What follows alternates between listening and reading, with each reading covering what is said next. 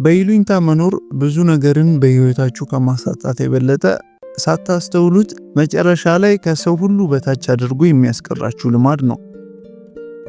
በነገ ህይወታችሁ ራሳችሁን የምታምኑ ከሆነ ስለ ሰዎች ወሬ ግድ መስጠት ታቆማላችሁ። ኢማጂን እስቲ ቢዝነስ መጀመር አሰባችሁ እንበልና ብዙ ሐሳቦች ወደ አእምሮአችሁ መምጣት ጀመሩ። ቤተሰቦች ምን ያስባሉ? ጓደኞቼ ስለዚህ ቢዝነስ ምን አይነት ምላሽ ይሰጡኛል? የትዳር አጋሪ ምላሽ ምን ይሆን? ምን ያህል ጊዜ ይወስድብኝና ከሌሎች ሰዎች እኩል ሆናለሁ? እነዚህና ተመሳሳይ ጥያቄዎች ወደ አእምሮአችሁ ደጋግመው ያቃጭላሉ። አብዛኞቻችን ውድቀት የሚገጥመን ያስቀመጥነውን እቅድ ለማሳካት የሚያስፈልገንን የስሜት ውጣ ውረድ መሸከም ስለሚያቅተን ነው። ለእያንዳንዱ የተሻለ ህይወት ሌሎች ወደ ኋላ የሚጎትቱን መቶ መጥፎ ሐሳቦች ወይም ኔጌቲቭ ቶትስ አሉ። ይሄ እንግዲህ ለቢዝነስ ብቻ ነው።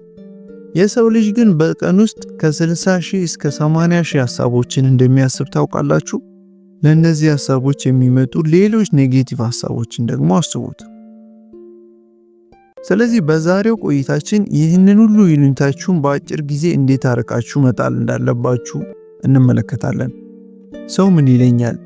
ይህን ስራ እየሰራው ቢመለከቱኝ ምን መልስላቸዋለሁ?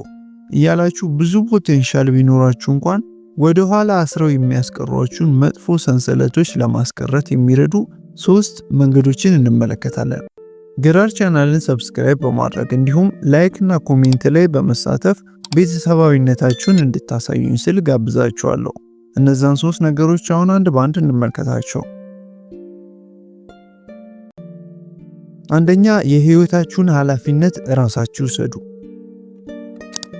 ሰዎች ምን ይሉኛል የሚሉ አላስፈላጊ ተያያዥ ሐሳቦች በሙሉ ከስሩ ነቅሎ የሚያጠፋልን አንድ የማይንድ ሴት ሽፍት አለ። እሱም የህይወታችሁን ሙሉ በሙሉ ኃላፊነት ራሳችሁ መውሰድ ነው። ምክንያቱም በኃላፊነት ስትኖሩ ለሰዎች ጭብጨባ መኖር ታቁማችሁ ለውጤት ብቻ መኖር ትጀምራላችሁ። በጣም ለሰዎች አስተያየት የምትጨነቁት ለአንድ ምክንያት ብቻ ነው።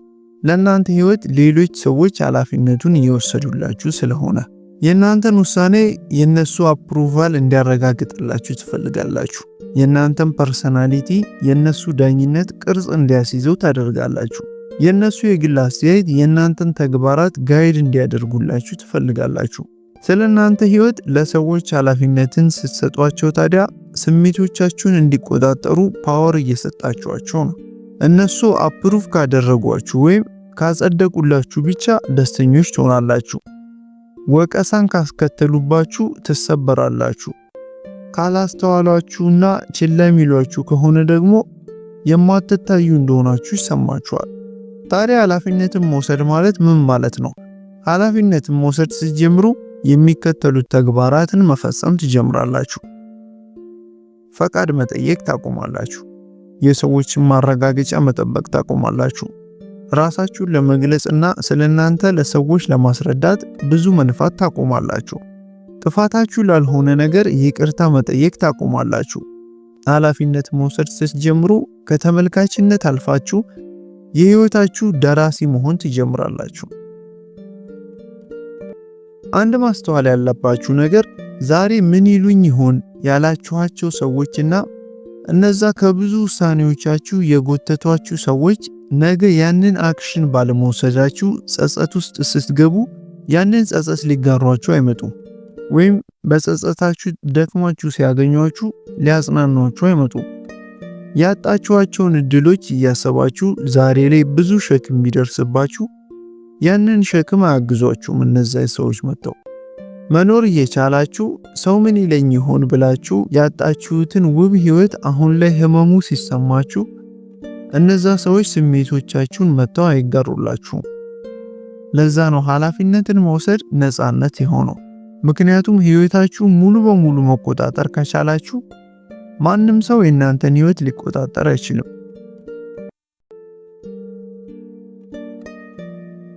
ስለዚህ ከዛሬ ጀምሮ ይህንን መርህ ተከተሉ። ህይወቴን መርጫለሁ። ለውሳኔዎቼ ተጠያቂ ራሴ ነኝ። የማንንም ሰው የግል አስተያየት ከኔ ኃላፊነት አይበልጥም። በዛ መልኩ ነው ማንም የማያስቆመው ሰው መሆን የምትችሉት። ሁለተኛ ደግሞ ከልክ በላይ ስለ ውሳኔዎቻችሁ ለሰዎች ማብራራት አቁሙ። ሁሌም ምርጫዎቻችሁን ከልክ በላይ ስታብራሩ አእምሮአችሁ የሌሎችን ተቀባይነት እንዲፈልግ እያለማመዳችሁት ነው። ምክንያቱም ሁልጊዜ ውሳኔዎቻችሁን፣ ተግባሮቻችሁን፣ ህልሞቻችሁንና በአጠቃላይ ስለማንነታችሁ ከልክ በላይ በምታብራሩ ጊዜ እያስተላለፋችሁት ወይም እያንጸባረቃችሁት ያላችሁት ነገር በራስ መተማመናችሁን ሳይሆን ፍርሃታችሁን ነው። ዳኝነት ይሰጡኛል ብላችሁ በመፍራት፣ የሆነ ሰውን አስቀይም ይሆን ብላችሁ በመፍራት፣ እንዲሁም በሌሎች ሰዎች ዘንድ ተቀባይነትን ባላገኝስ ብላችሁ በመፍራት ነው ያንን የምታደርጉት። ኦቨር ኤክስፕሌን የሚያደርግ ወይም ከልክ በላይ የሚያብራራ ሰው በራሱ ሙሉ በሙሉ የማያምን ሰው ነው። የራሱን ውሳኔ የማያምን ሰው ለሌሎች ሰዎች ፊሊንግ ኃላፊነት መውሰድ ይጀምራል። ሌሎች ላይቀበሉኝ ይችላሉ እያለ የሚፈራ ሰው ራሱን ከልክ በላይ ለማብራራት ብዙ ቃላትን ይደረድራል። በአጠቃላይ እያንዳንዱ ተጨማሪ ገለጻ በሙሉ የሌሎችን ተቀባይነት ካላገኘ ትርጉም የሌለው ሰው ያደርጋቸዋል። ስለዚህ ይህን ከልክ ያለፈ ማብራሪያ ለማቆም በቀላሉ እነዚህ መንገዶችን ተጠቀሙ። አንደኛ፣ ኤክስፕላኔሽን ወይም ማብራሪያን በግልጽ እና በአጭር አረፍተ ነገር ተኩት።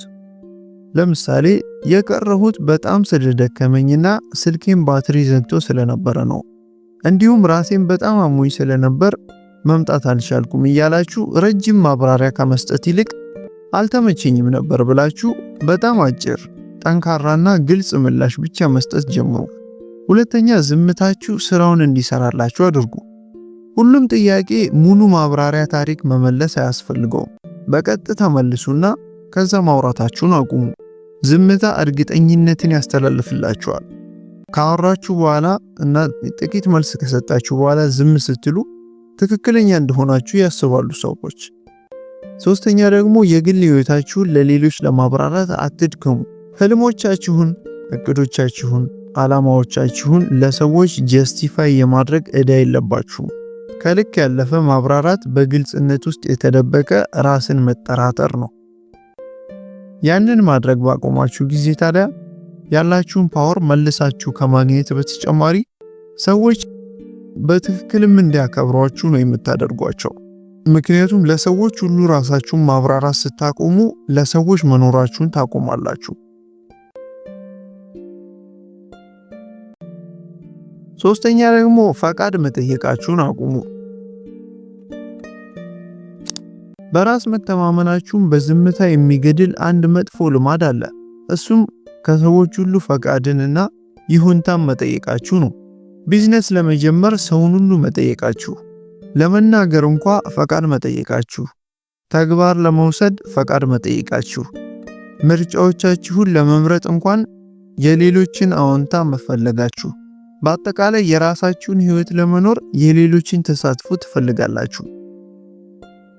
አብዛኛው ሰው አያስተውለውም እንጂ በእያንዳንዱ ከሌሎች ሰዎች ፈቃድ በምንጠይቅባት አጋጣሚ አንድ ድብቅ መልእክት ለሌሎች እናስተላልፋለን። የኔ ሐሳብ በቂ አይደለም፣ የኔ ውሳኔ ትክክል አይደለም፣ ከኔ በላይ ሌላ ሰው የተሻለ ያውቃል እያልን ራሳችንን እያሳመንን ነው። ቀጣይ የሚፈጠረው ነገር ደግሞ ገምቱ እስቲ። ይህን ሁሉ ስናደርግ አእምሮአችን እኛን ማመን ይጀምራል። በደካማ ሐሳባችን አእምሮአችን አመንን ማለት አበቃልን ማለት ነው። ስለዚህ በዚህ ምክንያት የሆነ ሰው ቢወቅሰን፣ ከኛ ጋር ባይስማማ ወይም ባይቀበለን ስሜታችን ተፈረካክቶ ይክደናል። ምክንያቱም ህይወታችንን በሌሎች ማረጋገጫ እንድንኖረው አለማምደነዋል። ለዛ ነው በጣም ሴንሲቲቭ የሆን ነው።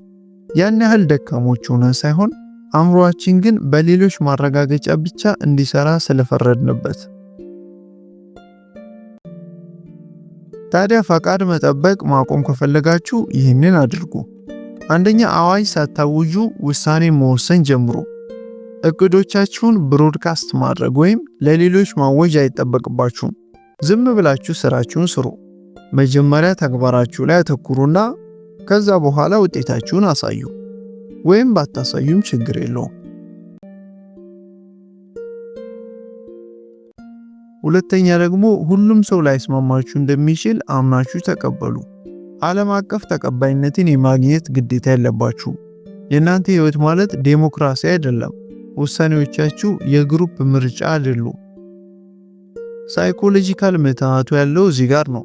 ፈቃድ ስትጠይቁ ለሰዎች ፓወር ትሰጧቸዋላችሁ። መጠየቅን ስታቆሙ ደግሞ ያንን ፓወር ትቀበሏቸዋላችሁ። ታዲያ በድንገት ከልክ በላይ ማሰብና ኦቨርቲንኪንግ ታቆማላችሁ። የሰዎችን ዳኝነት መፍራት ታቆማላችሁ። ራሳችሁን ማሸማቀቅ ታቆማላችሁ። ከሰዎች ኮሜንት የሚመጣውን የስሜት ጫና መሸከም ታቆማላችሁ። ምክንያቱም አሁን የምትንቀሳቀሱት ከነሱ ሐሳብ ተነስታችሁ ሳይሆን ከውስጣችሁ በሚመነጭ እውነተኛ በራስ መተማመን የተሟላ ሐሳብ ነው።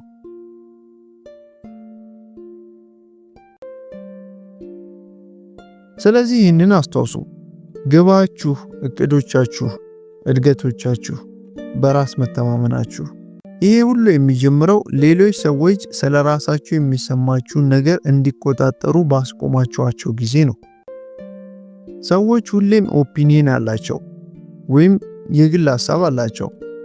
ካላቸው ፍርሃት፣ ምቀኝነት፣ በራስ አለመተማመን እና አለማወቅ እንኳን ተነስተው የራሳቸውን ሐሳብ ይሰጣሉ። ሁሌም ያወራሉ። የነሱ ድምፅ ፓወርፉል የሚሆነው ግን የናንተ ድምፅ ሳይለንት ሲሆን ብቻ ነው። ከዛሬ ጀምሮ ታዲያ በተለየ መንገድ መኖርን ጀምሩ። ራሳችሁን በትንሹም ቢሆን ለማመን ሞክሩ። ውሳኔዎቻችሁን ለመደገፍ ሞክሩ። ከውስጥ በመነጨ በራስ በመተማመን እንጂ በውጭ ኃይል መኖራችሁን አቁሙ። እነዚህን 3 መንገዶች በመጠቀም ይሉኝታችሁን አራግፋችሁ ጥላችሁ በራስ በመተማመን ቀጥ ብላችሁ እንድትቆሙ ስል ጋብዛችኋለሁ። እስከ መጨረሻው ድረስ ስለተከታተላችሁኝ በጣም ከልብ አመሰግናለሁ። በቀጣይ በሌላ ቪዲዮ እስክንገናኝ ደግሞ ሰላም ቆዩልኝ እያልኩኝ በድጋሚ መልካም ምኞቴን እገልጽላችኋለሁ።